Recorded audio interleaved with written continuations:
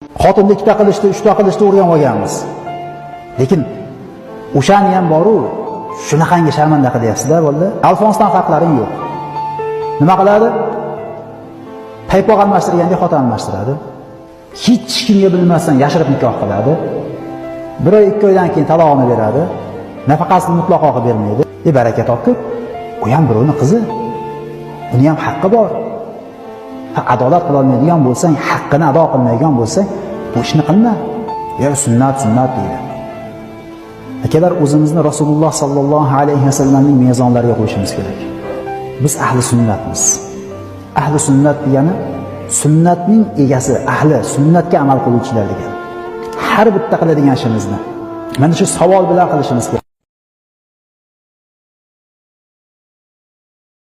Agar siz kimgadir kerak bo'lsangiz, u sizga yozadi, qo'ng'iroq ham qiladi. Qadringizni bilmagan insonni ortidan chopishni to'xtating. Xuddi shunga o'xshagan statuslarni TikTokka chiqib gapiraverdik, status qilib yozaverdik. Alaloqibat qanchadan qancha yoshlarimiz ajralib ketishdi. Balki bas qilarmiz-a?